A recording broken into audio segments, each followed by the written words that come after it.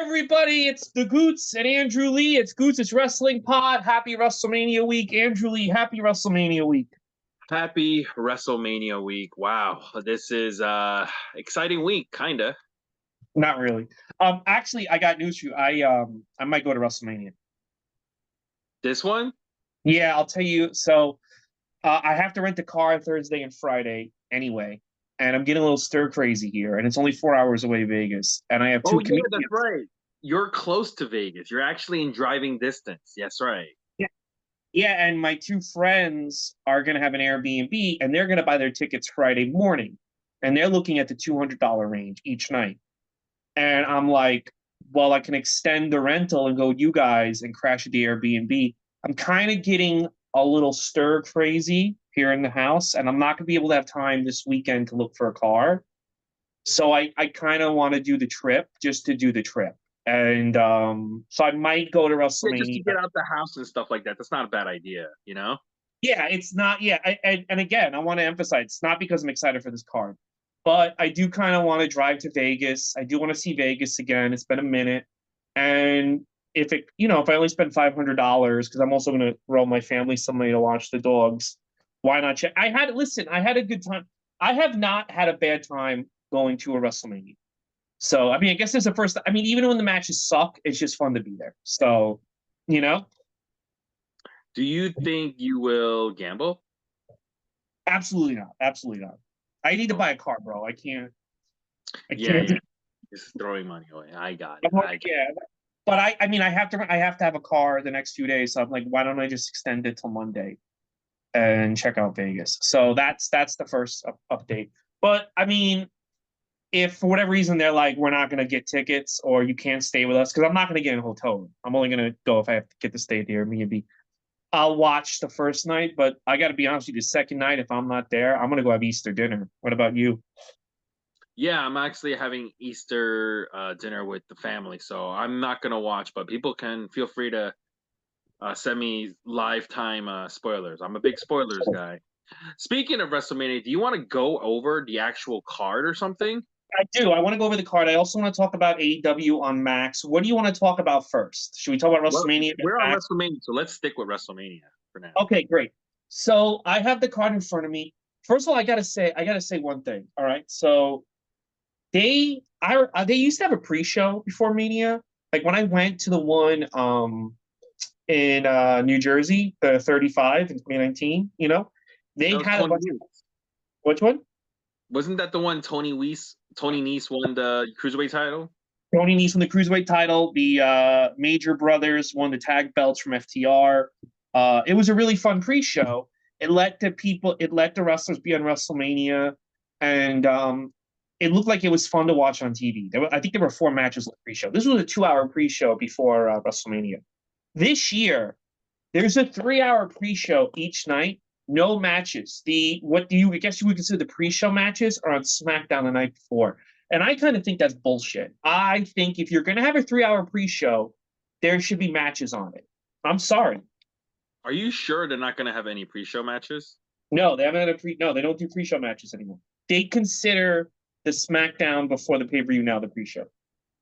Oh, okay. Well, I think that's stupid, man. Like the Motor City it is Machine Guns. stupid, but I mean, people are going to watch the pre-show, I guess. I don't know. I haven't watched the pre-show in a while, so I don't even Dude, care. so they've been doing now 2-hour pre-shows, and I watched before Clash at the Castle, I guess, or Rumble in Germany, whatever the one was in September. I put it on. By the time the pre-show was over, I was ready to like not watch wrestling. Like, They there's no should at least reason. have one pre-show match. I always think right before the card begins. You know? I think that they should have the Andre the Giant Battle Royal. So the big match on Friday is Motor City Machine Guns versus Street Profits. And unless you're giving those two teams an hour, which they're not going to do, unless you're giving them like 40 minutes, and this is why you can't be in the pre-show. We're going to give you most of SmackDown. There's no reason why the Motor City Machine Guns should not be at WrestleMania having like a 10-minute pre-show match. Because if the SmackDown match is like 10 minutes with these 4 fucking guys, I think that's bullshit. Yeah, You know? I think so. Yeah. And being in a pre-show is better than being on SmackDown. Like especially since Yeah. Motor City Machine Guns, they're not exactly spring chickens. Who knows? This might be their only year in WWE. Who knows? Yeah, But and then I remember who won the Andre Giant Battle Royal when it was on the pre-show. Like I remember Matt Hardy won it. That was a good. I remember Braun Strowman won it. Remember he eliminated Michael Che and Colin Jost. mhm, Um, so like it stays such in your head. classics, What? such classics. So, oh, they were great. But like I don't remember who won last year. Who cares who won last year? I think Austin Theory won one year.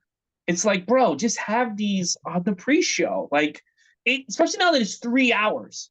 Like, come on, man. Anyway, uh that's my whole rant about the pre-show. Let's get into the first match on night one. We're gonna predict who's gonna win, and we're gonna say if we think it's gonna be a good match or not. First matchup, War Raiders versus New Day. Who do you got? And are you excited for the match? I'm not excited for the match in New Day because I didn't. I think it's time to put the titles on a heel New Day. You? The New Day has to win, unless the only reason I would say the New Day shouldn't win if Big E is healthier than they're telling us and he costs them the match. Oh, Um, good point. but if he's never going to wrestle again, which is what they're telling us, then 100% the New Day hasn't been on pay per view since they turned heel in December. It's been Hmm. 4 months. They have not had a pay per view match. That heel turn was the hottest they ever were, and they've done nothing with it. So if they're going to salvage this run, they have to beat the War Raiders on WrestleMania. That's my thoughts. Second match: Rey Mysterio versus El Grande Americano. I do not give a shit about this match. Rey Mysterio is going to win. You? I think Rey Mysterio should win, but I think that they unmask around the Americano, and it's not Chad Gable. That would be what I would do that on at WrestleMania. Hmm. That's I don't actually know. pretty. That would be very interesting, actually. I don't know who I would have it be, and I'm sure Chad Gable will be livid that he's going to miss WrestleMania. But I think it would be very, very funny for it not to be Chad Gable. Like get unmasked, and it's not Chad Gable; it's somebody else. That's a good point. That's a good I point. Maybe it would be Rusev or something. mean, giant, dude, that actually would be funny. A giant comes out as a Yeah, run, and that would well, be. if it's Rusev, then he has to win. Then he has to win. Yeah, yeah, that would actually be great. If it was Rusev, I would pop for that. All Yeah, right. I do think Rey Mysterio should win this. So that's that. Next Yeah. up, Jade The Cargill. only time I actually would be interested in that match is if your scenario that it's somebody else. But yeah, what's match number three? Chad Gable. Jade Cargill versus Naomi. So you didn't watch this, I haven't but watched had anybody's. a great promo between Naomi and Bianca Belair explaining why Naomi did what she did. It's fantastic. I recommend you watch it. It's really good. Um, even with that, I don't care for this match because right as soon as that promo was done, that like where it was like it got you very emotional. Jade came out and just destroyed Naomi. So after Yeah. that, I was like, why would I want to watch this if she explained why she attacked Jade and then Jade comes out and kills her? So I do not care. Jade's gonna win. I have no desire to watch this match. You? No, I don't care about this match. I think Jade should win. I think I honestly thought it should have been. I would have said a year ago Jade versus Rhea Ripley as one of the top matches at WrestleMania. They've done nothing with Jade. I don't think she's improved. I don't think she was good in AEW. I think that was a lie that we all believed because we all like to Mhm. pretend that AEW is a good worker. I think she was horrible in No, AEW. AEW did a good job hiding her flaws. They did a really good Yeah, job hiding her flaws. but I think if you're going to get anything out of Jade Cargill, you got to start giving her wins, and this would be the. I don't think there's any upside in giving Naomi a win. I think now you can do more things with Naomi. She doesn't need to win this match. Yeah. Hmm. Next Um, up, LA Knight versus Jacob Fatu for the US title. I'm going with Jacob Fatu winning this. I think Jacob Fatu all day. I also think, sadly, this is the end of the LA Knight experiment. Um, I Yes. think his push is going to go down the card.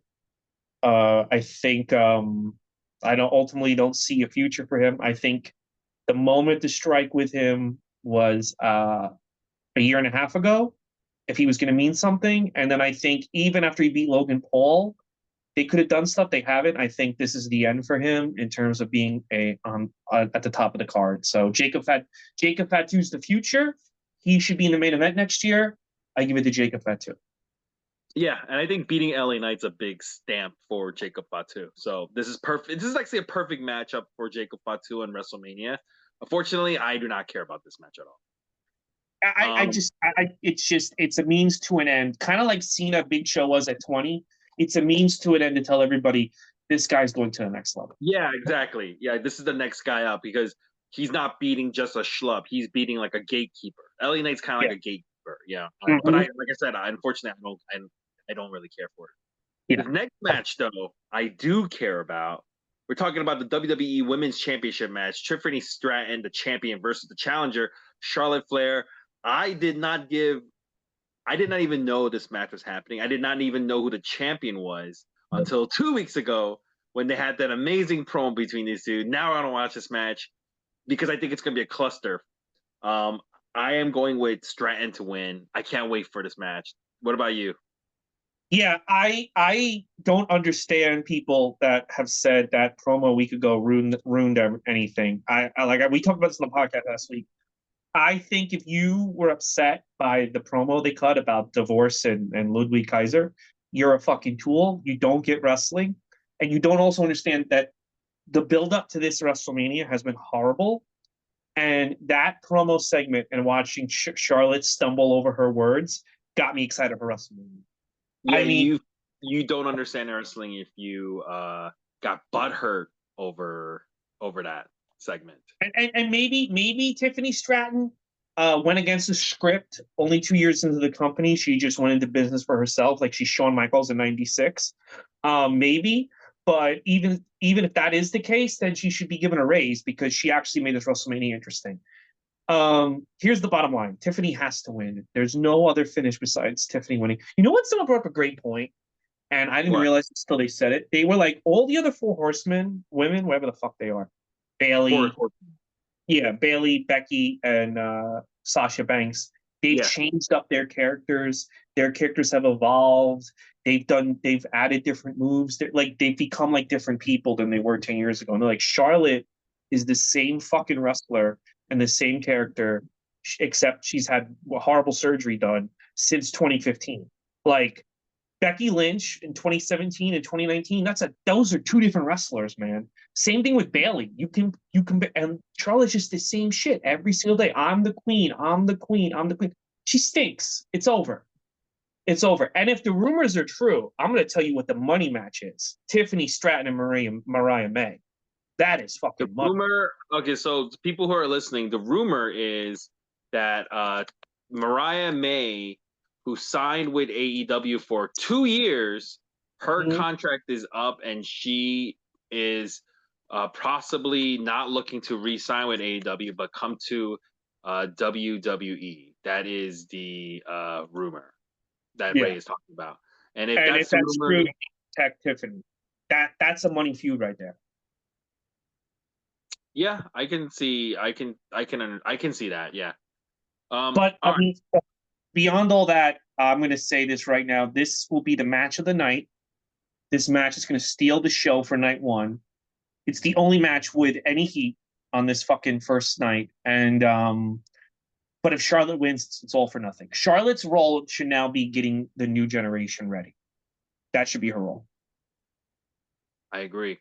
All right. So the match after that is for the World Heavyweight Championship. We got Jay Uso challenging for the champion against the champion Gunther. I hope Gunther wins. I do not give a shit about this match. I don't give a shit either. I'm going to say Jay Uso's going to win. Ooh. Uh, I kind of feel Yeah, I can see that. I kind of feel with everything they've done with this guy, he has to win, or people are gonna have a really bad taste in their mouth about the Rumble and everything. I don't want him to win. I think Gunther should win, but I think it would. What's best for business is Jey Uso winning. I think you need to see it out. Jey Uso can always lose to Gunther in a month or two, but I think on this night Jey has to win. And I also think that that's going to tie into what the next match is going to be. Um, I think Jey should win for the progression stories. However, that being said, him winning the Rumble was a horrible decision. One of the worst decisions I've ever seen. turning out that way. Let's go to the final match. I believe this is the main event of night Yeah. one. It is a triple threat match. Rey Mysterio, Roman Reigns versus CM Punk versus Seth Rollins. I'll be honest with you, I do not care about this match. Oh, I do not understand what is on the line. I do not understand what's on the line. I nothing's do on the not line. understand what the storyline is. So I do not care about this match. I think Roman Reigns should win. I think CM Punk or Seth should win because Jey Uso's the champ, and if Jey Uso wins and Roman loses, I think that is a good way to end the story that's been building for 5 years. Where Jey has the belt, Jey was Roman's bitch, Jey was Roman's fucking tool bag.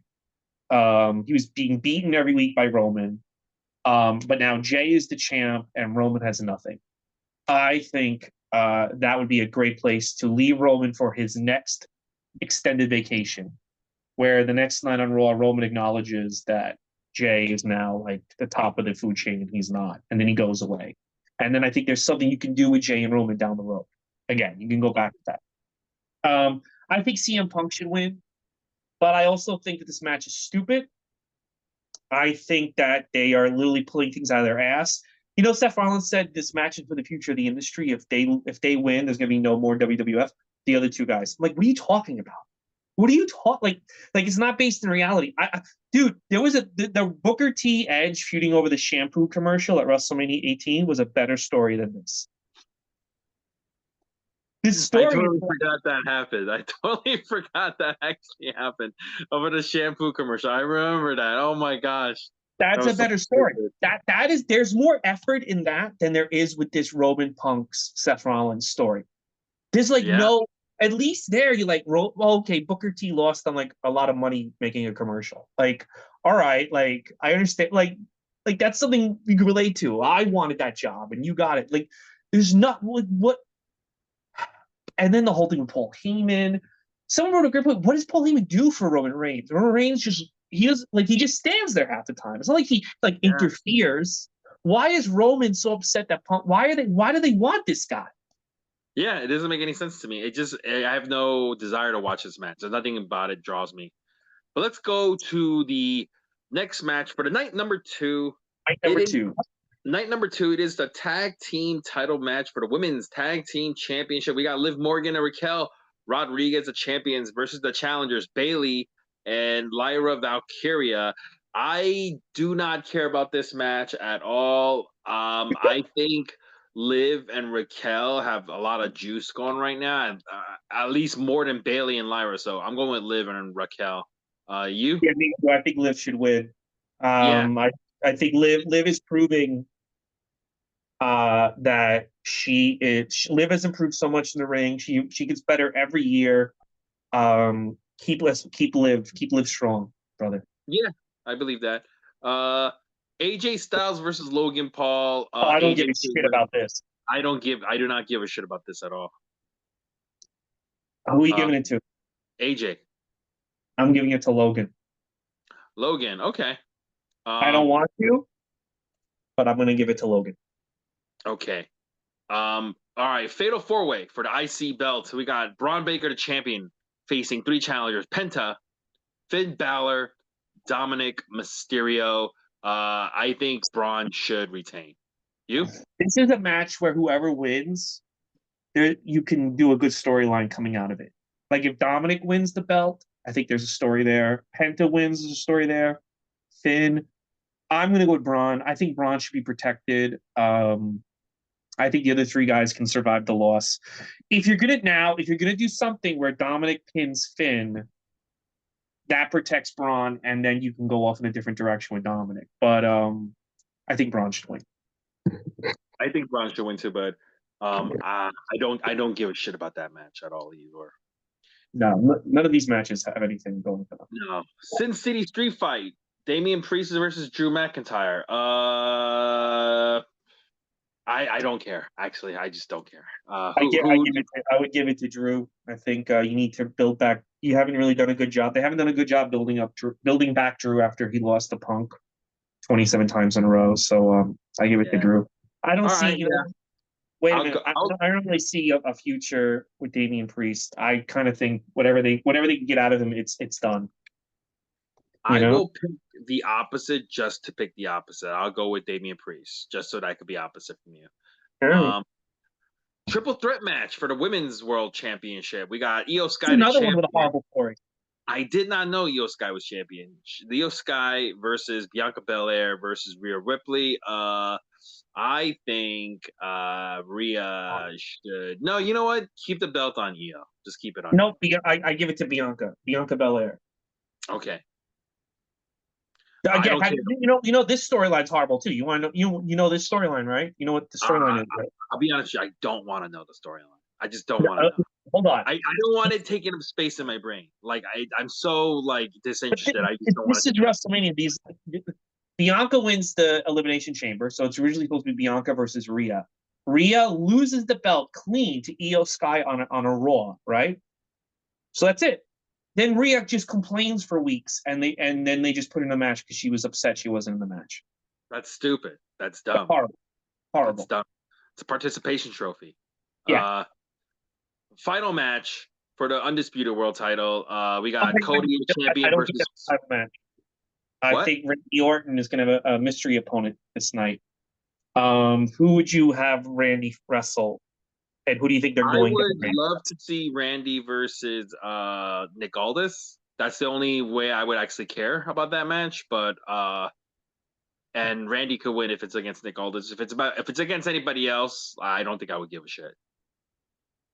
I hope it's Nick Aldis or Aleister Black. I think it's going to be Solo Sikoa because Triple H has no idea. Solo or Aleister Black, I do not give a shit. I do not care. Yeah, I do not care. Cody versus Cena. I'm gonna have Cena win it. I actually do care about that one. Actually, that one's one I want to watch. I want Cena to win. I think that match is the whole weekend. Yeah. That's like the whole weekend. That's that. If that match stinks, people are going to be livid that they came out. If this match is good, then people will forgive the rest of the WrestleMania. I go with Cena too. You know my thoughts. I think Cena should reform the NWO. This heel turn has been a terrible disappointment. This is WWE's been on a really bad streak. It's not a good show. You think WWE's been a good show lately? You're out of your fucking mind. It's been horrible. It's every set like most Raws are taking up 10 minutes of Jey Uso just dancing. It You know what they need to do? They need to fire Triple H. Yeah. They need to fire Triple H. He fucking sucks. Like he's not all the things. He fucking sucks. He's horrible. Yeah. He's horrible at everything. All the things that were good about his booking were started by Vince. He just picked up with the Sami Zayn stuff that was started by Vince. That's a good point. Yeah. The bloodline. You listen to this. You know how much I hate Junior. I call him Junior. That's how much I hate the guy. But even though I hate him, Triple H is just worse at booking than this guy. That's how you know that I'm not being biased because I just like the guy I hate is better than him, and like they need to fire him. Like Nick Khan needs to fucking put him out. Like there's no stakes. It's like Rhea Ripley should not be in this match. Now, if Rhea Ripley the next week was like, "Yo, Sky, if I beat you, then I get in the match." That's one thing. She just bitched and whined until she. How is that a fucking good story? Like, at least let her earn it. At least let her earn it. Same thing with like, if you know you want the main event to be Seth, CM Punk, Roman, then start backwards. Okay, this is where I want to wind up. They should probably have the belt. How do I get the belt off Gunther and on either CM Punk, Seth, or Roman? That's what I've got to figure out. And then how about this? I'll just have John Cena win the Rumble, or there's just so many ways to do it. If Jay is going to win the Rumble and it is not even in the main event, it's a waste of fucking time because it's like, why do these guys get the main event? They were all thrown over the top rope at the Rumble.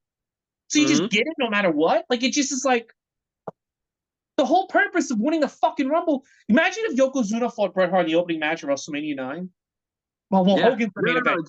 It negates everything that was supposed to, like the Rumble was supposed to represent. It's stupid. It's stupid. Yeah, You know, yeah. So you get really so if you're dumb. a star, you get them. And now, granted, there have been times with like Shawn Michaels versus Undertaker. Both of them lost the well, no, Shawn Michaels lost the Rumble. He got the main event, but that's a serious storyline. That's Shawn Michaels loses, his career's over, and they stuck to it. Like that's serious stakes. If you're gonna give me serious stakes, then yes, CM Punk and Roman and Seth should get the main event. But if Well, the match, that's not even a good comparison because, like you said, there was actually something involved. Something's on the yes, line. You know what I'm yeah, saying? This is like I don't understand what's on the line here. there's nothing So wrong.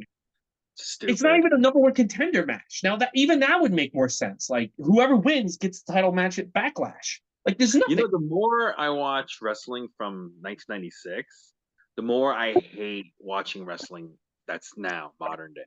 It's so bad. We're not just Because, talking about WWE. We're talking both AEW yeah, as well. yeah, Speaking of yeah. AEW, right?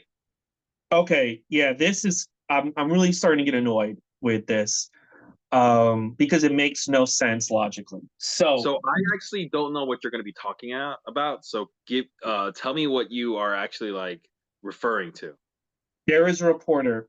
He works for a legit newspaper, so he's a real reporter, and he is stating that according to sources in HBO Max, AEW Dynamite is getting 500 extra thousand viewers. Dynamite and Collision, I believe, they're getting 500,000 viewers alone on Max, right? Which would mean that over 1 million people are now watching both shows. Okay, that's the story he's telling, and he also claims that they're outdrawing NHL hockey. All right, This so is according to actually Sports Illustrated. Yeah. So yeah, you're right. It's like a legit thing. Yeah. okay, all right. Here's the problem with that story. Logically, you think about it. Okay, do you have HBO Max? No. Okay, I have HBO Max. It is very hard to find Dynamite. I have to go looking for it. Remember I told you I watched it with my little nephew the other day? Remember Yeah. that? Yeah. I Yeah. had to, I had to go to the search bar and type in AEW to get it because I kept scrolling down on the main page and I couldn't find it. It's not discoverable.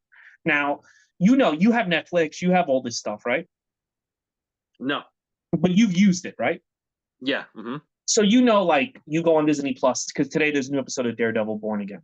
You go on Disney Plus, Daredevil Born Again's right there because it's a new episode, and they want you to watch it, but you want to watch it, so they make it easy for you to watch it. You're like, all right, I'm going to watch Daredevil today. It's right there. You don't have to go looking for it. Okay. If this report is true, if what he's saying is true, that means 500,000 people. Now, remember, what were the ratings a couple months ago before HBO Max? 500,000, 600,000. Collision was 300,000, right? So if this report is true, and what are the ratings right now? Same range. I'm talking about on TBS, right? So if this guy's report is true, that means 500,000 people are looking. They go out of their way to look for AEW like I do and watch it. And these people were not watching before and they don't have cable. Now Meltzer tried to say, well, there's a lot of young people who pirated and now they don't pirate and they get Max. So you're telling me that they wouldn't pay for cable, but they paid for Max so they could watch it on Max? I don't think the number is accurate. I don't think 500,000 people, because remember, a good portion of these people weren't watching wrestling before. WWE hasn't seen this jump in viewership now that they've gone to Netflix or Peacock. And both on Netflix and Peacock, when I went on Peacock on Friday, the WrestleMania 9 documentary was the first thing they had on the landing page, right? I didn't have to go look for it. I was going to look for it anyway, right? I don't agree with you. Just You, because you have a hard time looking for it doesn't. How does that equate to that this number is fake? because Because you have a hard time looking for it. because it would equate that people are stumbling upon AEW on Max, but they don't. But first to stumble upon something, it has to be on the main page. How are they stumbling upon AEW Dynamite if it's not being seen? You have to literally go on the app and look for Dynamite to find it. So I'm reading it now. They're saying they're averaging around. So sometimes it's less, sometimes it's more, but the average is that. I think that's a believable number. You think that's There were believable? times where they used to average 1 million people, viewers, right? That Mhm. actually happened. I can see those numbers dropping as people started cutting the cord, starting cutting cable out, right? Mhm. Or whatever. But these people, I could see some of those people getting on the streaming service and what do you call it? Now that they have HBO Max, they'll probably tune in. Like I can see that happening. I could To see it me, happen. I don't to think me, 500,000. to me, it's like, dude, somebody reported it. Like, I'm not gonna, I gotta be fair. When I see someone's like something like this being reported by like something like so Sports Illustrated, and it's about WWE, I'll have to take it for face value. Same thing here. I'm gonna take this for face value. I also don't give a shit if it's real or not. Like, who? Why the fuck does anybody even care? Who cares, man? Why? So you Well, agree because I with some just think basement dweller a on lot of, Twitter? Doesn't make any. That's not even important. I think. but I just think a lot of reports on AEW are not truthful. My thing is, I think a lot of these reporters want AEW to do better than it actually is doing. And I think when you report fake numbers, it does a disservice to the real growth of the company. But whatever. Okay, but like I said, that's I understand your point. I understand your view of that. I just don't. I don't agree with it. I I just think. don't think that WWE is not gaining that growth on Netflix. I don't see AEW getting that growth. To me, I think most people don't even know that AEW exists. So I why are also they going? think when they count the number of like people averaging, like they said on Netflix, if you watch like a few seconds or something, or like a Mhm. YouTube video, if you watch like a few seconds, it automatically counts as a view. I can see that happening. So what I'm saying is, some of these numbers, let's say they have 500 viewers of AEW Dynamite, right? I don't think if it's 500,000, I don't think they're watching the whole show. I think Like there's someone like maybe you watch the one match and shut it off. yeah, exactly, or maybe not even a match. You watch like a minute of the match, and that counts as a view, right? I My can thing, see that happening. What? my thing is this too. When all these companies got on the streaming services, I thought number discourse would die out because like people that like the actors on Fuller House don't know the real numbers of who watched Fuller House. Like most, like David Fincher doesn't know the numbers of who saw his movie. Like they don't give out the numbers these things. So it's kind of like also too, it's kind of like a waste of time to like even try to figure out these numbers. You know what I'm saying? Yeah, and Um, keep in mind, Sports Illustrated, when they reported this, they said it's averaging whether it's either watching it live or 24 hours later. So if you keep that in mind, if I right now mhm. started watching, if I had HBO Max and I watched AEW live Wednesday night, but then on HBO Max, but then I turned it off because I had something to do at 9 o'clock. So I only watched the first hour. And then the next day I watched the rest of it. That's 2 views, right? Mhm. Stuff like that can happen. So if you take all that into consideration, I can 100% understand why they came up with this number. Once again, though, I don't give a fuck. It's just like, who cares, you Also, know? my thing is just but that's my other thing. My other thing is because Meltzer just goes on and on about these numbers. It's like they're never going to give out the real numbers. Like all these streaming companies, they're never going to give out the real numbers. So my thing is just watch the show. If the numbers are shit, they'll throw off either WWE or AW off the service. But to try to figure out these numbers and try to like do the ring discourse because that information is more. I think it's kind of a waste of time. But the fact that Meltzer did it, like they force this discussion, it's a waste because again, if the people from Fuller House don't know, as I heard them talk about this, Bob Saget, all them, and apparently that show was a humongous hit. Like we're talking like millions upon millions of people watched Fuller House. If they don't know the numbers, then I don't think Dave Meltzer or somebody from Sports Illustrated is going to know the numbers, and then just enjoy the show and move on. You know? Yeah. And if you do one better, if you just never listen to Dave Meltzer and never read anything he says, you will not even give a shit about any of this stuff. It won't bother you. So be like Uh, me, just don't give that guy any attention, and nothing will bother you. well, But yeah. I yeah. think now I think I've radicalized you. I think you were living in 1996. You don't even want to look at Oh 2025. yeah, yeah. You know why? Because 1996 was such a great time in wrestling, and I wish I could say every pay-per-view was a great time, but it wasn't. Like Mind Games wasn't like an all-time great pay-per-view at all. Well, it's a one-match show. That the last match is fantastic. Everything else is garbage. Okay, that's a very good way to describe it. That's a great way to describe it. As Ray said, WWE in your house Mind Games is a one-match pay-per-view. That's the best way to describe that. Yeah. Everything else You is know what? filler. You know what the thing about the main event is, the and it stands out different from the rest of the show, is that it does feel like all three characters in the main event are evolving. And what I mean by, I'll even give a fourth, Vince McMahon. They're evolving into real people. What I mean by that is like these characters were cartoon characters a few months ago, but now they almost feel like real people. And I'm talking about Shawn, Mankind, and Paul Bearer, Hmm. and it makes the match so much more interesting. And I don't know. It just feels like it feels like they're growing as characters, which is very rare to see in wrestling. Like a character grow. But Paul Bearer to me feels like a different person than he did like 2 months ago, but in a good way. You know? And you made a great point that in a way Vince McMahon is evolving too. And Yes, that's a very good point. That is as this a is a very character in good that main point. event, is changing Yeah. too. Yes, I agree with you on that. That's a very good. That's a good observation. So let's go over it. In Your House Mind Games. It took place on September 22nd, 1996. So it's taking place legit a week after the WCW pay per view for September 1996. Mind Games takes place in Philadelphia. 13,000 people are in attendance. 120,000 pay per view buys. Let's do a little numbers comparison. The In Your House right before Mind Games, which is International Incident, only drew 90,000 pay per view buys. So this is definitely an upgrade. They're drawing more at this Mind Games pay per view. People like However, title matches. what People like they like title matches. they do, that's a good point. There's a Yeah, possibility that the title could change hands tonight. You don't know. yeah, that's true. And at this point, Mankind has a lot of, he's got a lot of juice behind him at this point in He's got 1996. Juventud behind him. You know. Yeah, unfortunately, these numbers are not, in comparison to WCW numbers, they're not as good.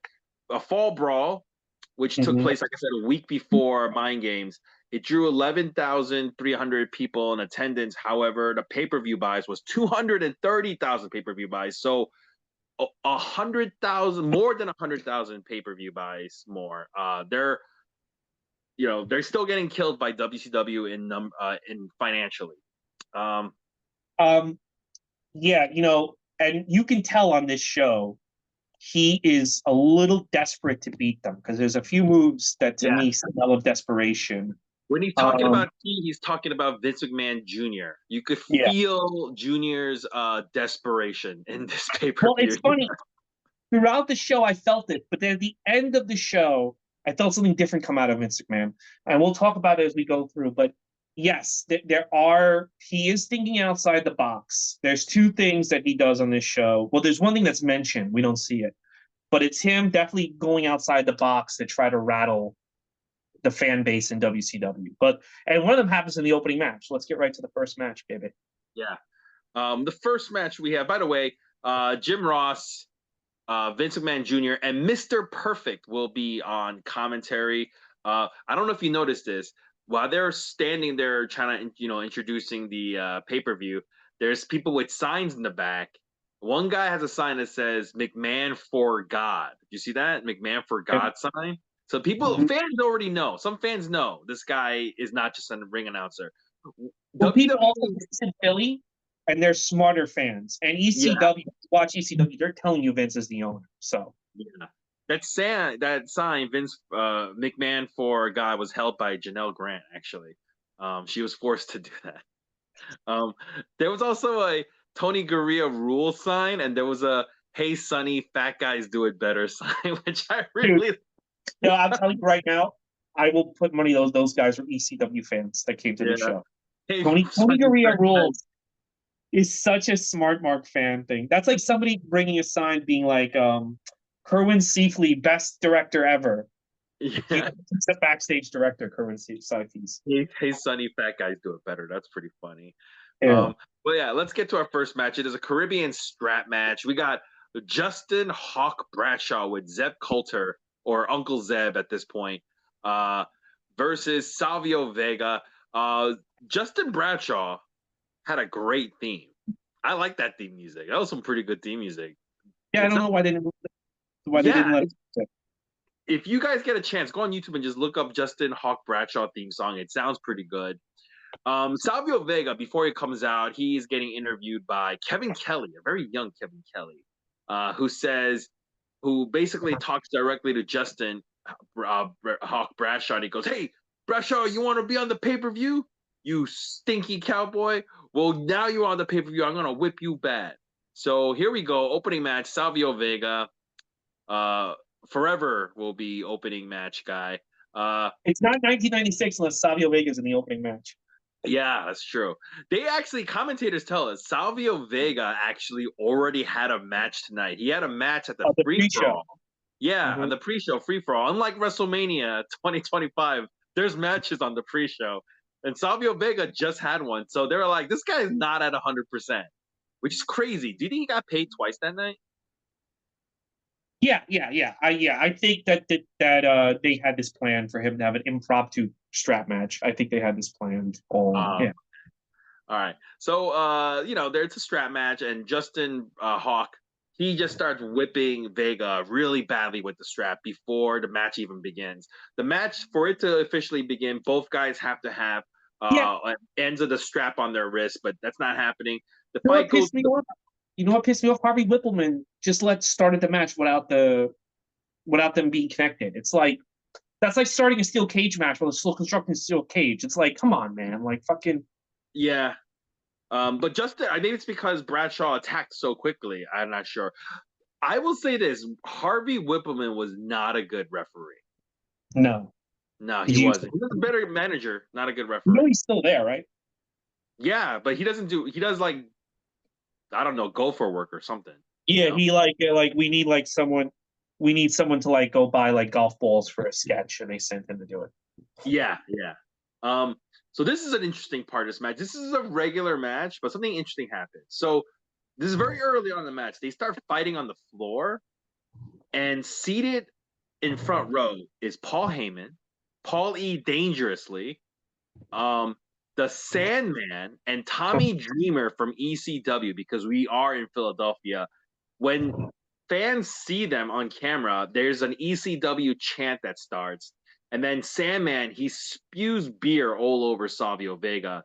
And Vince Jr. has to know, oh, there's an indie outlaw promotion in Philadelphia, and looks like they're trying to make a name for themselves. He doesn't say ECW, but he's referring to them.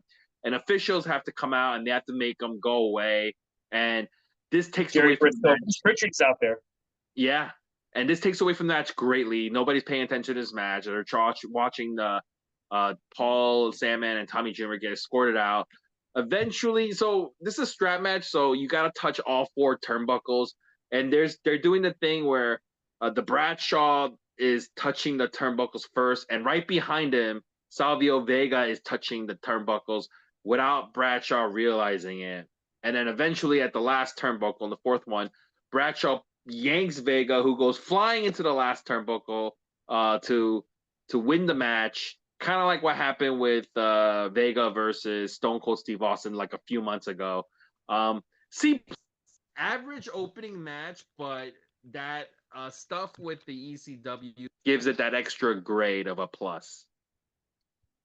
Yeah, I heard that after the match, Savio Vega asked Paul Heyman to be in his corner in WrestleMania because it means so much to him.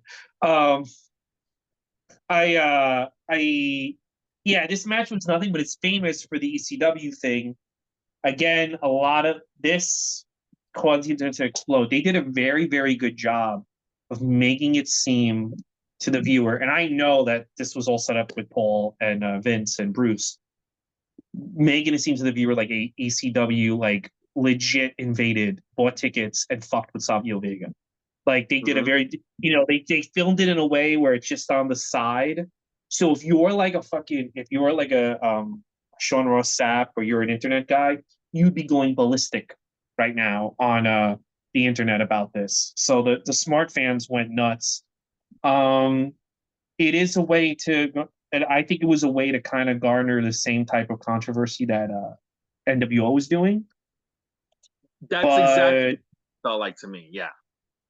yeah, yeah. But again, like, Nothing's wrong with that, I by the don't way. know. Nothing's wrong with that. You got to No, no, no. do, You're yeah. working, and unlike the NWO, ECW. Well, we didn't know Vince was secretly funding them. ECW was an outlaw promotion. Was a different promotion, so it's kind of well done. Um, and it definitely, listen, if you don't know ECW and you're like just some kid who just watches WWE all the time, and you see that, that's gonna get you to watch ECW. So it was well done.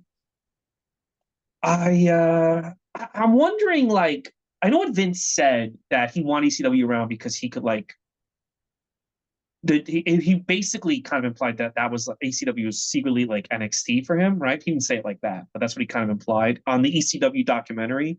He thought it was a good place for people to get better, right? But I'm wondering what the real reason is. Vince helped out ECW so much. I'm wondering the real reason. I think it's a couple of reasons. I think one of them is to kind of do kind of like what WCW is doing with NWO, but I don't think he would ever admit that, right? Mm-hmm. Because he's giving them way too much more credit. So, but I think 100% that's he's trying to go for that same feel. Number two, I do think it is a place where he did send people to be better and stuff because they did kind of have that talent exchange and stuff, where Mm-hmm. he did send guys like Aldo Montoya over there, and And then Al Snow. yeah. So I do think that's also like I don't think he's lying when he said that either. I think he did give him some money because he he is benefiting way more than Mm-hmm. ECW is from that relationship. So there needs to be a caveat to why Paulie would keep doing this. And I think that's like the incentive, like, here, let me give you some money on the I down low. also think, that Vince and Paul Heyman are closer than we've been told. Um, Yes. I don't think Paul Heyman is just some guy that Vince ran into during the war, and like, oh, because Bruce Pritchard kind of gives this impression on us. Bruce Pritchard, before Paul Heyman, before he went back, he didn't really like Paul Heyman. He was the Hmm. person that Paul Heyman's just some like wacky guy that kind of like just, and Vince is like, all right, I guess you can tag along. I think Vince and Paul Heyman are much closer than they tell us, and I think Bruce Pritchard resents that. I can see that. I can see that. I think they have this like mutual. Here's the thing: Paul Heyman and Vince McMahon Jr. will have something in common that Bruce Pritchard will never have with Junior, and that's that they're both promoters. And They they're also know, both in the same area. yeah, and they both know what it's like to be the owner of a wrestling company and promoting, right? Being in Mm-hmm. charge of everything. And I think they have a mutual respect because of that. Bruce Pritchard will never have that kind of like level of understanding and relationship with Vince Jr. And I think that's probably that little jealousy, right, that he has with Paul Heyman. I can see that. I can see that. I'm gonna throw something out there that no one's ever thrown out there, but I'll throw it out there right now, because the more I think about, I wouldn't be surprised if Paul Heyman was feeding Vince information when he was in WCW. Like, all they're thinking about doing this, all they're thinking about doing that, all they want to do. Yeah, I can see that too. And also, Vince Jr. really, really likes Jewish people, so that's also part of the thing. But If unlike he was Triple H, Jewish, there would be, he would have had the same relationship too. who just loves Trump. All right. So overall, it's not a bad opener. It's a good opener. Plus the little controversy. You know what it is with little things like that? It teaches the viewer, even if you think this match doesn't matter, you should watch, because something monumental could happen. Yeah, it's an interesting opening. I will say that it's an interesting opening match. All right, so we get a recap. Oh my god, this is where it starts fucking falling apart already. We get a recap of Jim Cornette and Jose Lothario's feud, and we're gonna get to our second match. But before we can do that, there is commotion and chaos in the back, and we get a backstage shot of Razor Ramon and Diesel beating up Savio Vega, and before the cameras can get to their face, they run away. I was just like, oh, I totally forgot about this. Stupid. Fake Razor and fake Diesel beating up Savio Vega and then running away. Oh my god, it's so embarrassing. Oh, You know whose idea this was, by the way? You know who told him to do it? who? And he actually had a good idea. I heard about this. The Dark Side of the Ring guy revealed this. Jerry McNiven, the lawyer. The lawyers? This was the lawyer's idea? And the reason for this idea was they were suing WCW and they were seeing the characters belong to us.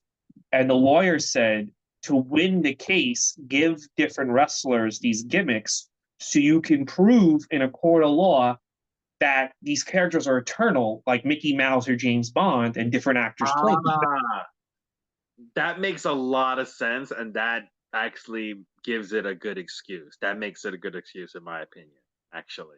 Yeah, when I heard that, because it does seem like just this petty, like I'm mad that WCW's whooping my ass.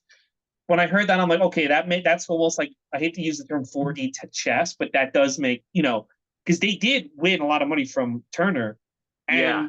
most judges don't know wrestling. Most most people don't know. So if you go and like, yeah, I give this character to a bunch of different actors. Here's two new actors, as Diesel and Razor Ramon, and you just Yeah. have it go for a little bit with the intention And to. you have a history of that. You could be like, hey, I did the same thing with Max Moon. I did the same thing with Doink the Clown. Right? Mm-hmm. And so, yeah. When you look at it from that, they're doing it for legal reasons. That actually makes a lot of sense. Okay, I give them a pass on that. That makes a lot of sense. I would do the same thing. Yeah, I used to hate the idea. Now I'm like, Yeah. all right, it's kind of a way to fuck over Turner financial wise. Yeah, Why not? it's too, dude. You're in a legal battle. You got to do what you got to do to win. Yeah. What I do not give him excuse for is the second match. It is Jim Cornette versus Jose Lothario, who is 62 years old. He beats Wow. up on Jim Cornette. He gives him one punch, and then he gives him a second punch, knocks him out, and he wins the match. C minus. I give it a C minus instead of a D or an F because Jose is 62 years old, and to his credit, he moved pretty well for a 62-year-old man. This is terrible. I can't believe this is on a pay-per-view that people are paying money for. They should have been on pay per view. If you want to put on a Raw or Superstars of Wrestling, that's fine by me. I totally also get putting Jim Cornette in the ring, but not on pay per view. Waste of time. Jim Cornette really has balls criticizing. He's been in some horrible shit in WWE. He's got a lot of nerve criticizing some of Tony's storylines because some of his stuff is unwatchable garbage, and this is one of them. Yes, very good, very true. All right, so after this, we go to back. We got Mark Merrill and Sable together at one of the hotlines, and then they also got Farouk and Sonny on the other hotline, and they're basically talking about their upcoming match. They're going to have the Intercontinental Championship match on Raw the next night, so they're hyping that up on the hotline. After this, something interesting happens. Brian Pillman limps out to the ring because he's still got an injury, and he gets on a microphone. And before he starts speaking, they do a recap of, hey, Brian Pillman had said Brett was going to be at this pay-per-view, but here's a video of Brett responding to that, and Bret Hart on video says that Brian Pillman is a liar. He never agreed to that, and Brian Pillman is a liar, just like his brother Owen. So Brian Pillman gets in the mic, and he starts shitting all over Philadelphia, calling it a garbage city and everything, and then he brings out the one person with integrity, Owen Hart. Oh. A great fan sign has Owen Hart, King of Farts sign, which I thought was great. And Owen Hart and he starts crapping all over Bret Hart, saying Bret's not here not because he's like lazy or he's scared of Philly. He's not here at this pay-per-view because he's scared of Stone Cold Steve Austin. And then they bring out Stone Cold. And Stone Cold's like, that's right. He is scared of me. Bret, you're scared of me. He does that famous thing where he goes, you just put a little S in front of the Hitman. That's what I think about you. This is the point in Stone Cold's career where he not only like is he in great shape and he's cutting these really crazy promos, like really like like promos with profanity in it, he's got the crazy eyes where he looks like he's legit crazy. Like his eyes are like he looks like a madman. Like I don't want to mess with this guy. Great promo. I liked it. What did you think? Great segment. I would have gave them more time to talk and cut the whole Jim Cornette shit out. Yeah, there you go. I would have done the same thing. Yeah. Austin is coming into his own, and again, this is what I'm talking about with Paul Bearer and Mankind and Shawn later. He feels like he's evolving. He feels like he's becoming a real person before our eyes. He's a wrestling character, yes, like everything about Stone Cold is very like wrestling, like, but he's also like this is a natural progression of stunning Steve Austin becoming this guy. Like, and it just feels very natural. And every time he opens his mouth, more and more he is the man. And I'll jump ahead. I think at the end of this show, Vince knows he has the pieces to defeat WCW. He just doesn't know where to put them yet. And I think he doesn't realize that Austin's going to be his top babyface. But I think he knows he has the talent to beat them. He just doesn't know how to do it. Yeah. But he also doesn't know how right he is because I think, Stone Cold Steve Austin is the reason why WCW is out of business long term. The fact that, but like, yeah, man, you know what's crazy to me? Everyone on this show who's on fire was like an undercard loser in WCW 3 years before this. And like they shoved all these people away for Hulk Hogan. They threw them all away. And I'm including Goldust in that. And it's like, man, these guys are the ones who are going to drive WCW out of business. It is crazy to me. Anyway, but I love this. Yeah, great promo, great way to set up Survivor Series, and a lot of fun. A lot of fun watching Austin do his thing. Yeah. So after that, we get highlights of Henry O'Godwin. No, not Henry O'Godwin. Mark Henry. He is in Philadelphia at a new Core State Center, which opened in August 12th, 1996. So it's very new, actually. By the way, this is now the Wells Fargo Center, so arena. So that's I think I've been there for almost 2018. So yeah. So they're still doing the thing where they're hyping up. Hey, look at this! Look at the city we're in, guys. We're big time. We're in Philly. It's big time city. Big time. Let's go to match number 3. It is for the tag team titles. We got Davey Boy Smith and Owen Hart with no Jim Cornette as their manager. You know why? Because Jose Lothario beat the shit out of him. So Jim is hurt. He's in the med room. And his what? His little like the way the way he acted. God, a lot of his stuff is so like Memphis NWA. It doesn't fit 96 WWE. Yeah, Jim Cornette's so out of shape too. He's got this huge gut, and he's wearing this like leotard. It just looks awful. I get it; it's supposed to look awful, but man, it looks awful. You know what the problem with Jim Cornette? The problem with Jim Cornette, and he probably doesn't even understand this, is that everyone, and I'm including Paul. Like I've been repeating this, but so many people on the show are starting to become like real human beings, not just wrestling characters, like real human beings. And he is just a fucking goofy fucking cartoon character. He's never evolved into like a real person with a real issue. He doesn't know how to do it, Yeah. I know what you're saying. Like he's still very gimmicky. Like he feels like he's still like stuck in like his character feels like it's from the late 80s at least or early 90s. But we're already 1996. You got to move on. The thing that annoys me with him is that I know he has a real person in him that would have fit in all this. The Vince McMahon, Steve Austin, like it's just he can't pull it out. He's got to do this goofy fucking Memphis fucking 1983 in front of 4 people in a fucking basement bullshit. Well, he does start pulling it out when he was doing cutting those like shoot promos. But he doesn't know how to put that on TV when he's like in a program with Jeff Jarrett and like he doesn't know. Like you couldn't put him in the Vince McMahon role. And let's say Vince McMahon says, I don't want to be a character at all, but we'll have Jim Cornette run the company and torture Steve Austin. It wouldn't have worked. It just wouldn't have worked. For a man who knows a lot about wrestling, which I think he does, he himself also still has faults and flaws and not understanding the business. Yeah, I agree.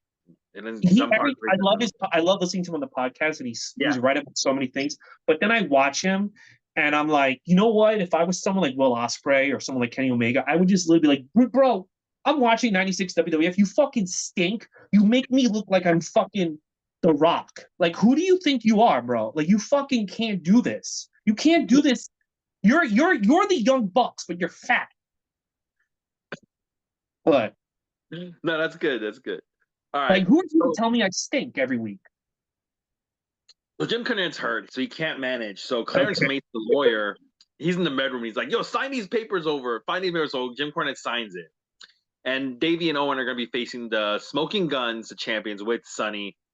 So when the guns come out, Bart comes out by himself, and then way behind Bart is Billy with Sonny on his arm, Mhm. and they come out, and then a big poster of Sonny drops from the ceiling like it did previously, but this time somebody took like a black marker and drew all over her face and stuff, and um, Mr. Perfect's like, "I guarantee you that was Owen," and they start making fun of Sunny saying that she's got a big ego, and they all mock her for having a big ego, which I feel like was probably like partly them Well, shooting. that was coming true. That was coming true in the back. Yeah, yeah. I don't think they were just saying it for storyline. I think they were just like, yeah, she's got a huge ego. Like, Mhm. she thinks she's the shit. Um, so Billy Gunn, he still has a cast on, but he's gonna start the match with Owen Hart. And as they're starting the match and as they're going, Clarence Mason does come out. Jim Ross mentions during this match something happens where Jim Ross mentions that Vince McMahon Jr. was indicted. Did you hear that part? Like he goes, "Yeah, Yes. you were indicted. You know what that's like." So Jim Cornette is the. I mean, Jim Cornette. Jim Ross is the one bringing in the fake Diesel, fake Undertaker, fake Razor, Yeah, and yeah, he's turning heel on the show. And part of him turning heel is him like doing smart mark bullshit against Vince. yeah, yeah. He's got Jim Ross has got a little bit of an attitude, and he takes little like he makes little snide comments, and Junior has to go like, "Hey, you're really cranked up tonight, Jim Ross," and it's like, that makes me know that it's not real. Whenever uh, Junior makes Well, comments like, also Jim Ross doesn't have the balls to just say that out loud to Vince without it being fucking cleared 15 times. You know. exactly, yeah. So of course it Um, was. You know. there is a Bart sucks Billy chant, and Davy Boy encourages the chant, which I thought was kind of funny. Mhm. And then another funny part in this match. So Owen Hart makes he gets in the match illegally. There was no tag. It's an illegal tag, right? And both the commentators are like, "How is the referee allowing this?" And Vince McMahon Jr. goes, "You could only make a tag like that if you were Plastic Man." Right? So he makes another Plastic Man reference. I was like, he Funny this part. dude, he loves Plastic Man. He just brings him up whenever he can. He just loves. You know, at this, you know, around this era, Grant Morrison put Plastic Man in the Justice League. I wonder if he was reading. Wonder if he was reading the comic. I love the Grant Morrison Justice League. Yeah, because I have to think if you're trying to make a reference to like a stretchy comic book character, wouldn't Mr. Fantastic be more well known than Plastic Man, right? No, Plastic Man had his own book. Plastic Man before DC bought him was a star of his own comic. Mr. Fantastic. Oh, So Vince was a kid buying comics when he was. He would have bought Plastic Man comics. oh, There's a okay, so that makes sense. Yeah, so to him, Plastic Man's he's more over than Mr. Fantastic. Yeah, there was never like you know, like Iron Man, even Ant Man had his own book. Mr. Fantastic never had his own book. So Yeah, I guess. Okay, so yeah, keep that in mind, guys. Plastic Man is more over than Mr. Fantastic to Vince McMahon Jr. Anyway, going back to this match, the Guns they hit the Sidewinder, their finishing move, but Clarence Mason distracts the referee, distracts them from making the cover. So then the Guns they actually bump into each other, and then Billy shoves Bart because he's annoyed by that. He shoves Bart right into a power slam from Davey Boy Smith for the Davey and Owen to win the titles. The fans cheer for this, even though Owen and Davey are heels. They're both heel tag teams. The fans love Davey and Owen. And then after this match, Sunny gets in the microphone and she shits all over the Guns and she fires them. See, this shouldn't have been on pay-per-view. This match? Yeah, I don't think it was good. It's a C.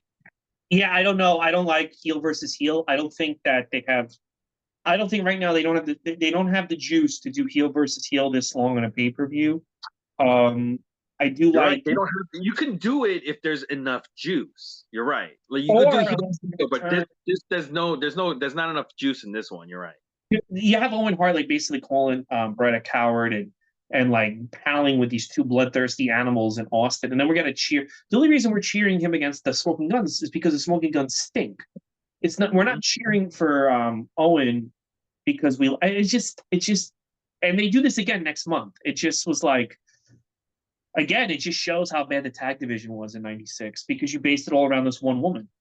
So, yeah, the tag division was bad for WWF in WWE, 1996. WCW was fantastic. It's probably the best tag team division, one of the best of all time.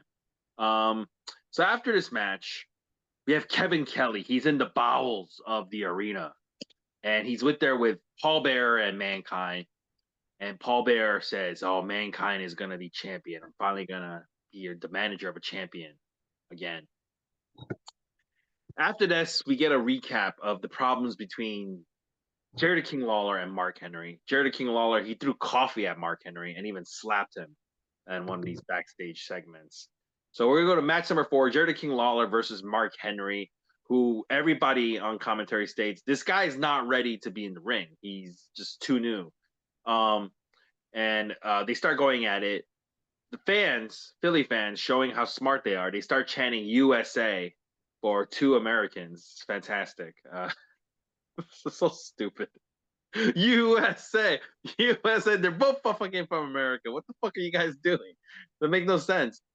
Mark Henry, gorilla press slams Jerry King Lawler, but who gets dumped on the floor, and then he gets dumped out the ring by Mark Henry, and he takes a hard bump to the floor, and including his head into the rails. It was like that was a cool bump. What? Mm-hmm.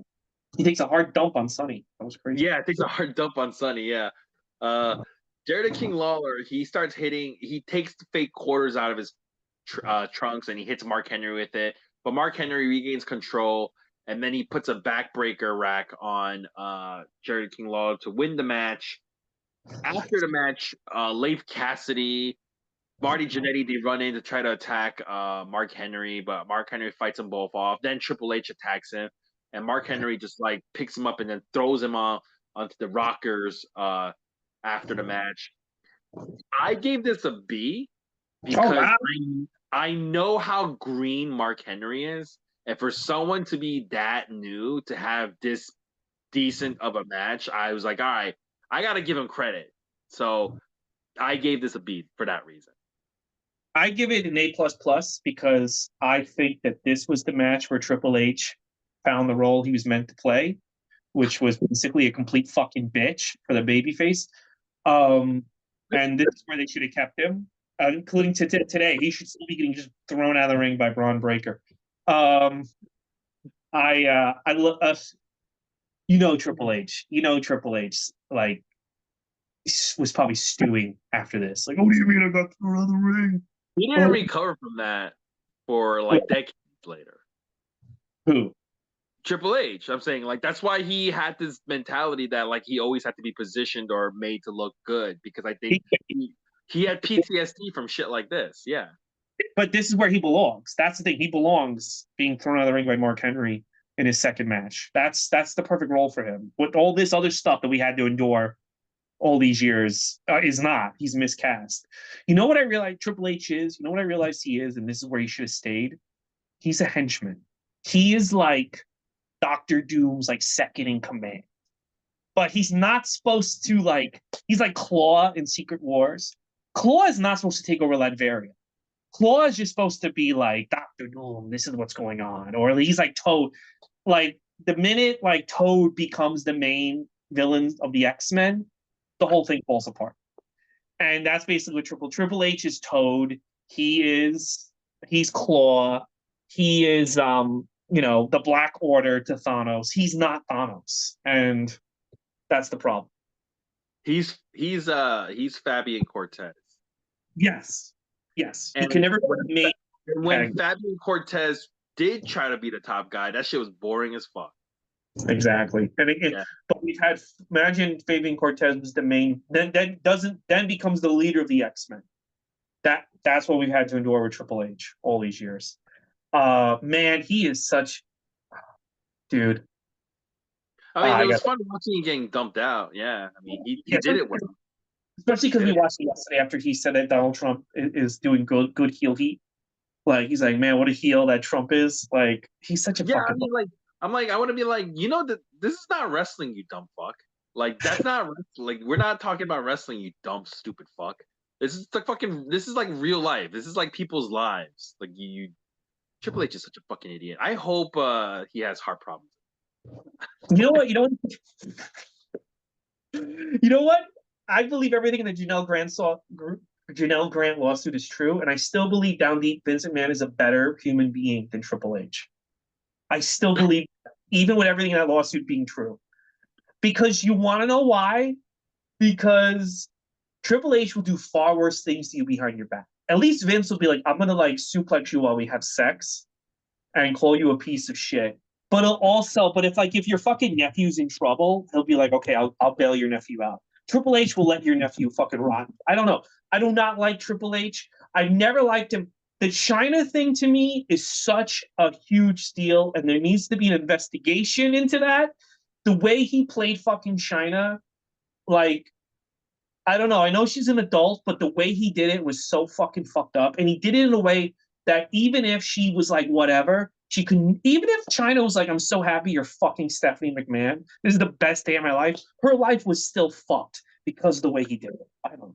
I think if China never dated Triple H, I think she would be alive right now. She would still be alive today. Yeah, she would still be alive today. You know? I'm not saying she would be with the company. I'm saying she would still be alive today. I still think she would be alive today. Yeah, she might not be in a great place mentally. She might, but she's not going to be dead. I think. Podcast saying COVID was fake, but she would still be alive. He used her. You know what? Triple H, don't get offended. We're just doing real good heel heat. You know? Yeah. Fucking idiot. It never said. I never. I would if I was Donald Trump's putting some innocent people in a fucking El Salvadorian jail, but you know what? That's great heel heat. You stupid fuck. You dumb idiot. Dude, I would feel guilty if I was his daughter. It's like, I'm only alive because he ruined this woman's life. Anyway, yeah. What a fucking asshole. I can't stand him, bro. And let me tell you something. This WrestleMania build.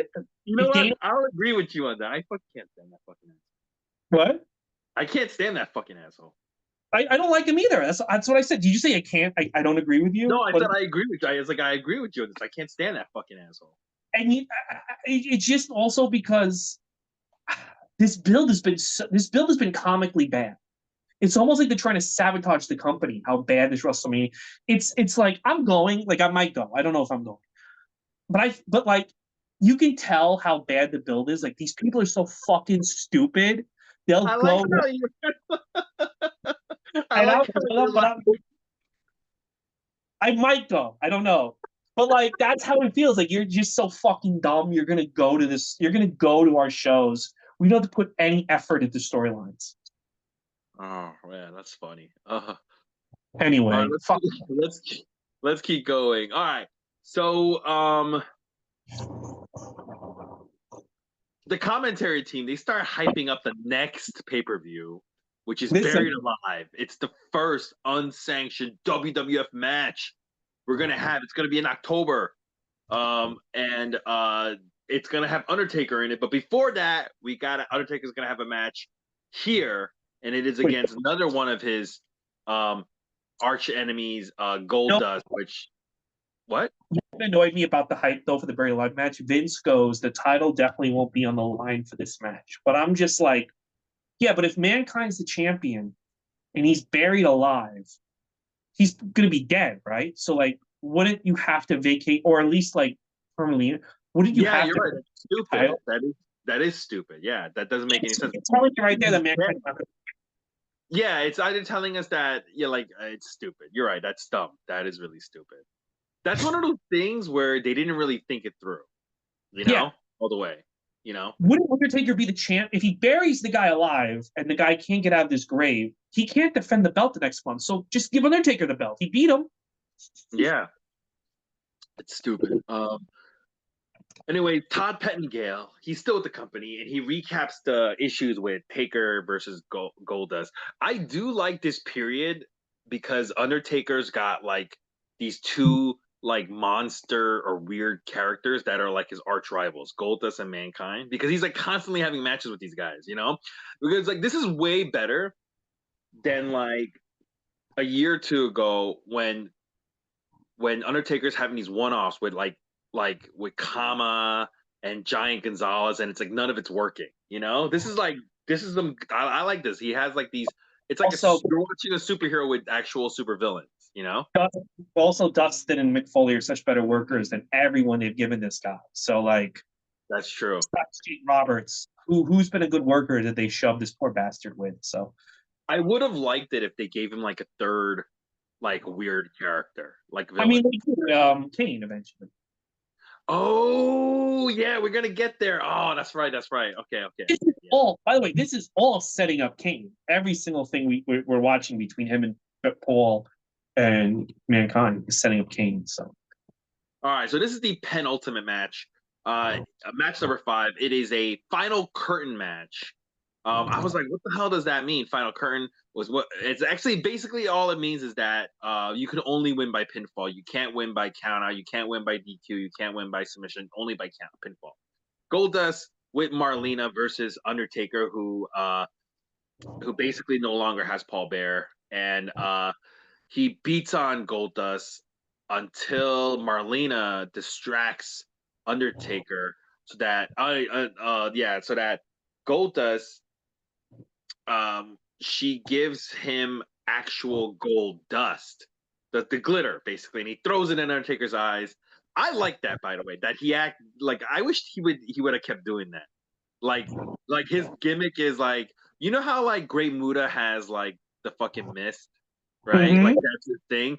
Goldust's thing should have been like, I'm gonna throw gold dust in your eyes. Like he should have just constantly been doing that all the time. Like I like it. If some people think it's stupid, that's fine, but I liked it a lot. But anyway, you like it? Yeah. Yeah, that's cool. Yeah. So they use to like get one over. Yeah, and you know what? It's different. Nobody else is doing that, so it's different. So Goldust, after he throws the gold dust in Undertaker's eyes, he starts the beatdown process, and he starts beating on Undertaker.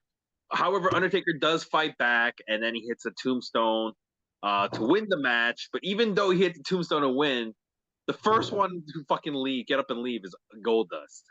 He fucking no spells it. He just gets up and he just fucking leaves. This is a match to see. Right up. What? He gets right up. He doesn't even sell it.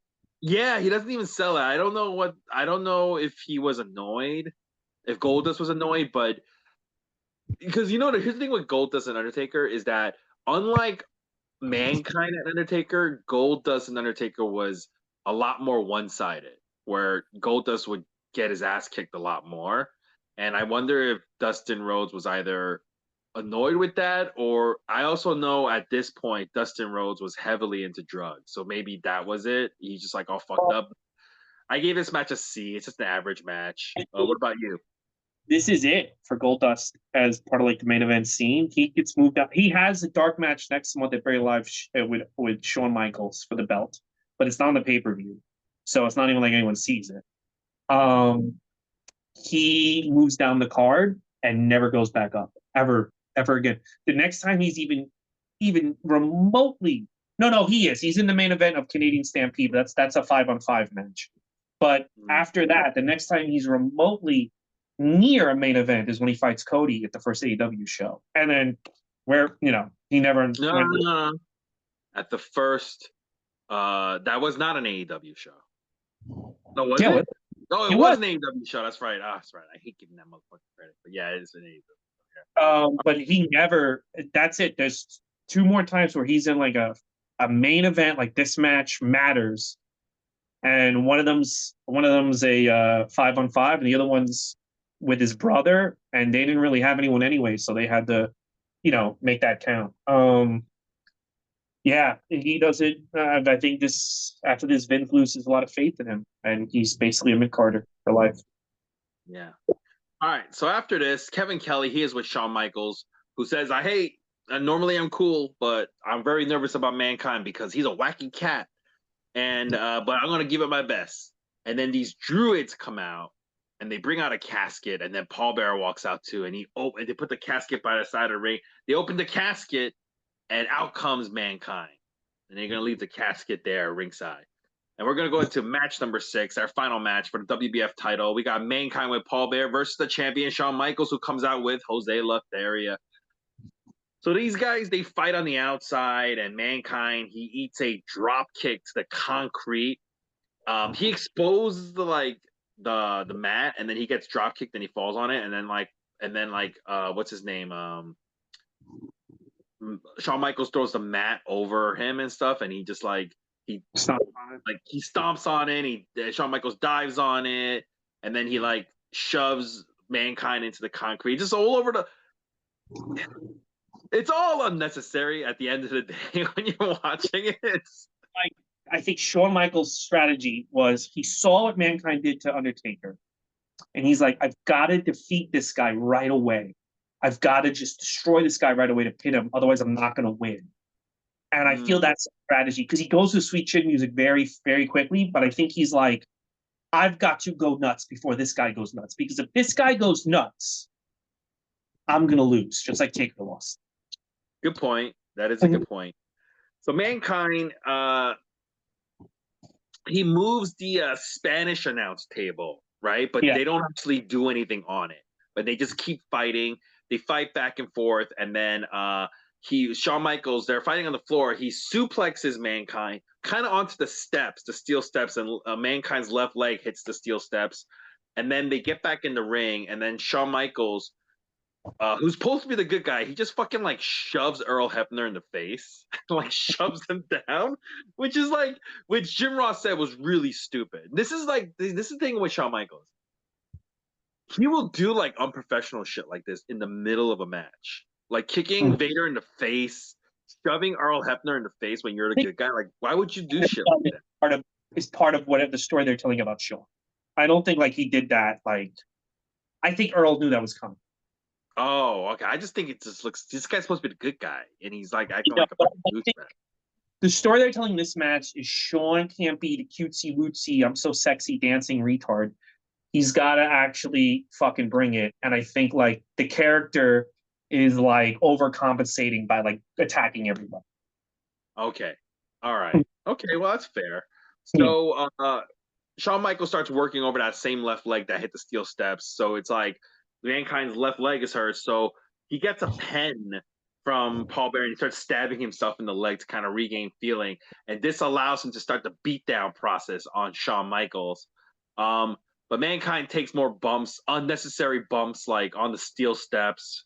And they get back in the ring, and they both have all this glitter all over them. And it's just so fucking. It looks like shitty WCW. I'm like, oh. All companies in the dumps when they don't properly clean the glitter. Because when WCW did it with Johnny B. Bad, the show stunk, and now WWF's doing it with Goldust, and the show's not that great. So.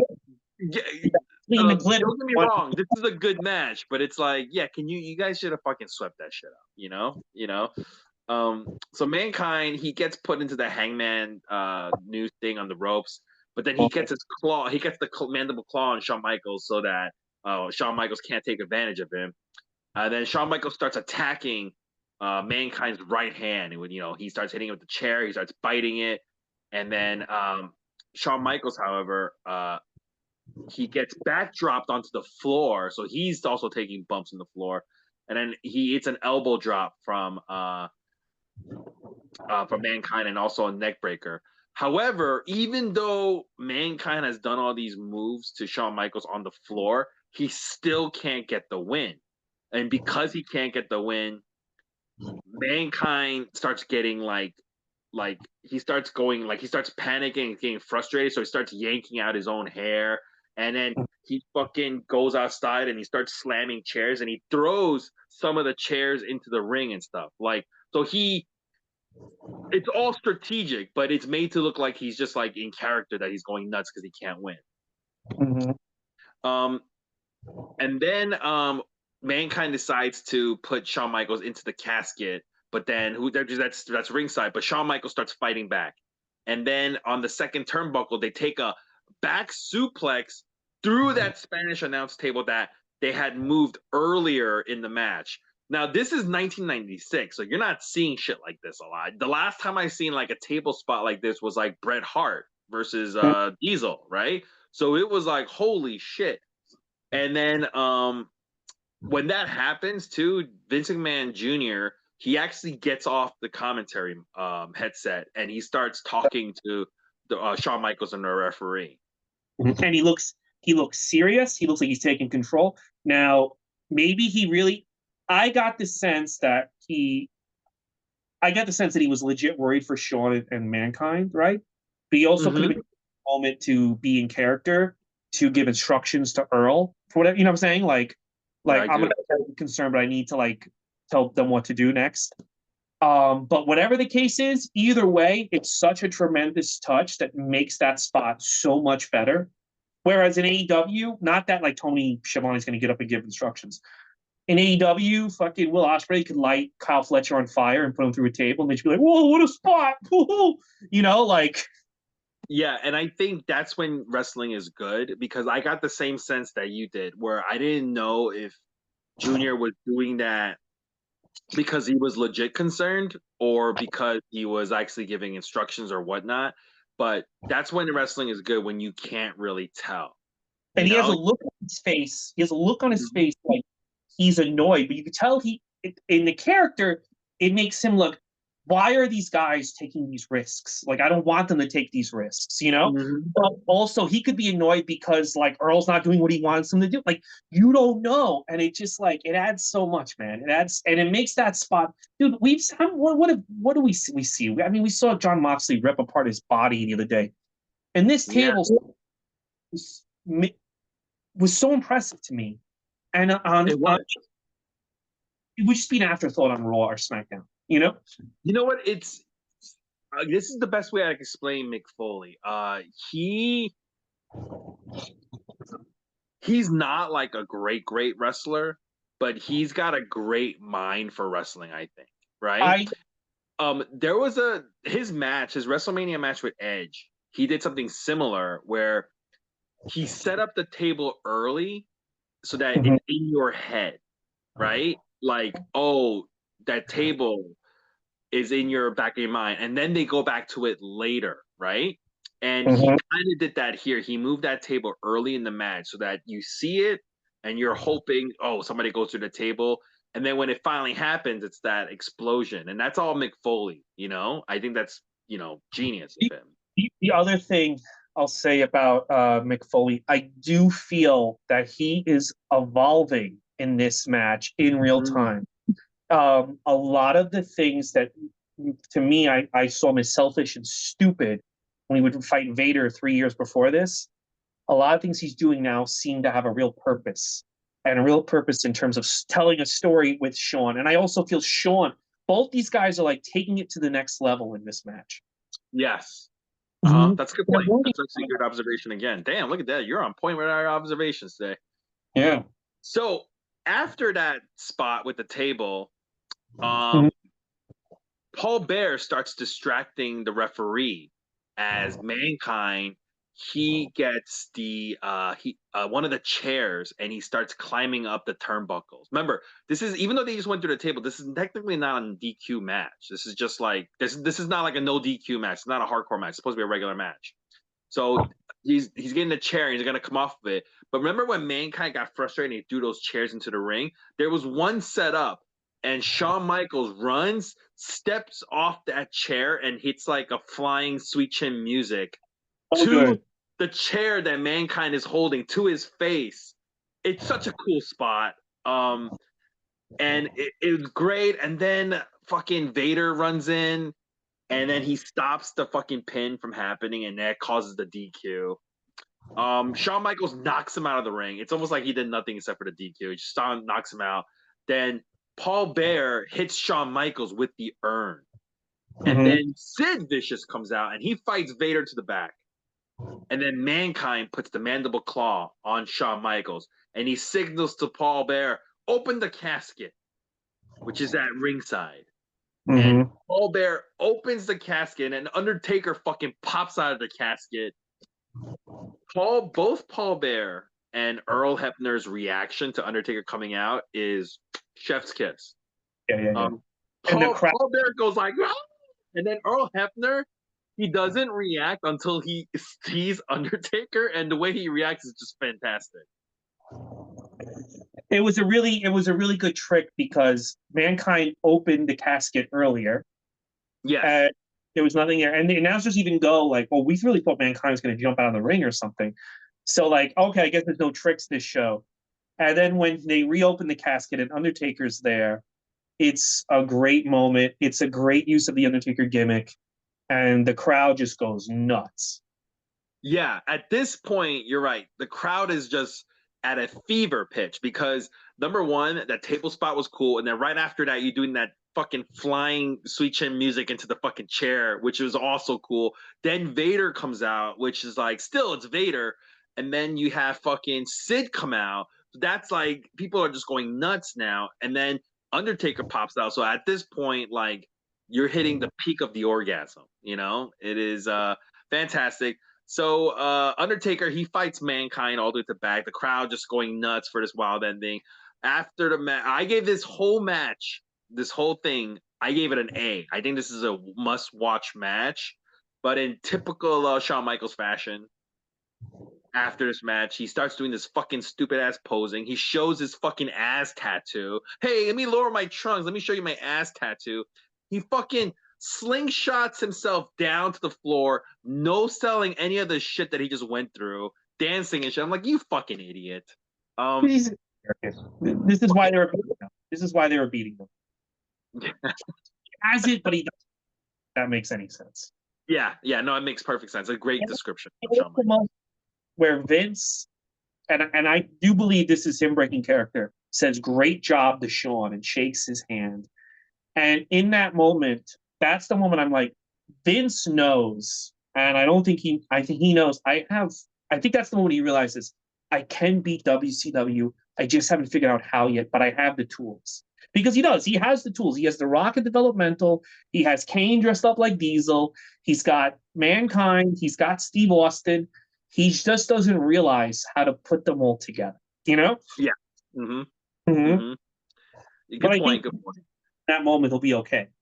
Because I really do believe he meant it when he told Shawn, great job. I do, yeah. He shakes his hand when Shawn's doing his stupid ass dance prancing around the ring. I will say this, even though this final match is a must-watch match, if you're a wrestling fan, you need to watch Mankind versus Shawn Michaels from Mind Games. This is the rest of the pay-per-view is garbage. And if you're going month to month, WCW versus WWF, WCW still has the better pay-per-view show of the month. WCW wins again because WCW, I'll tell you what, this is a great match in a bubble. But where you go from here, I'm not excited for a Buried Alive match. I want to see Shawn Michaels versus Mankind again. We never get that. Them to have a feud. I don't care about the Undertaker Mankind thing after that match. In a bubble, it's a great match. I think for Mankind's career and for Shawn Michaels' career, they became better wrestlers after this match. I think they both learned a lot from this match. So it's a very important match, I think, in both men's evolution. I think it's a very important match for the Evolution group, Randy Orton. But ultimately, yeah, WCW ends. There's a lot of different ways you can go with that storyline. There's a lot of different matches you can build off that War Games match. The one thing that WWF has and that Shawn has, and I know why he's getting frustrated. He's a better worker than everyone in that War Games match, especially NWO Sting. He's a better worker than all of them. He can blow them away. It just doesn't matter because the storylines are not as good. It just doesn't matter. You know? Mm-hmm. So that's a good point. Best wrestler in the world, no one cares. WCW, not always just about wrestling. That's the main point. It's not always just about the wrestling. Yeah. I want to before we close. I want to bring up a great point. So while we were talking, I was on the Wikipedia of WrestleManias. I looked at last year's, and I was at WrestleMania night. I went to night two. It was a really long time. Not a single match went above 20 minutes at that show, besides Cody Roman, which went 30. Then I'm looking at WrestleMania 30, right? I'm looking at that show. That was a good WrestleMania, right? You enjoyed that one, right? Yeah. Okay, they have 7 matches. No, 8. They have no. I'm not going to pre-show. They have 7 matches on that show. Guess how many matches go over 20 minutes on that show? 2? 4. Daniel Bryan, Triple H, John Cena, Bray Wyatt, Brock, and Undertaker, and then the triple threat with Daniel Bryan, Batista, and Orton. And I think that's another reason why these shows are not as good, because these pay-per-views are very long, but they're mainly entrances and commercials. We're not seeing matches. There's only 5 matches, 6 matches. They're not that long. Majority of it is just video packages, and that tires you out. I think the 30 formula, which is, we're not going to have that many matches, but the ones we have are going to go for a really long time. I think that's the better formula. I agree. I agree. Yeah. So what's next on our docket of shows? Right. I will say this: Mind Games, much better. I will say this: even though Mind Games is a much better show than the Royal Rumble from this year, Survivor Series, and even SummerSlam. So you can say what you want about that undercard; it's still a better show overall than what WWE's been putting out under that scumbag Triple H. But the next 4 weeks, next week is In Your House, Buried Alive. We have Undertaker versus Mankind. Mm-hmm. Then in 2 weeks, we have Halloween Havoc 96, which is Mankind. Macho Man versus Hulk Hogan. Uh-huh. Then three weeks, it's Survivor Series 96, where Sid takes on Shawn Michaels and The Rock makes his debut. And then in 4 weeks, it's World War III 96 with the World War III Battle Royal. The winner will get a title shot against Hollywood Hulk Hogan in the future. What are you looking forward to? I can't wait for us to get back to WCW. I'm looking forward to WCW. What about you?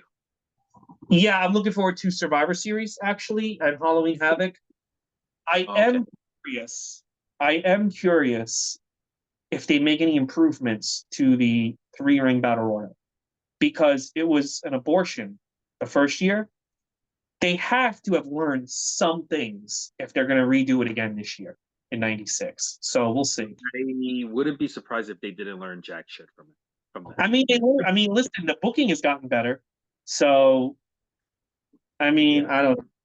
We'll see. We'll see when we get there. All right, guys, that's the show. Listen, fuck WrestleMania. Fuck AEW. No one's watching it. Don't listen to Dave Meltzer. And we will see you next week for In Your House, Buried Alive. Thank you so much, Andrew Lee. Happy WrestleMania week, my friend. Bye. Bye, guys.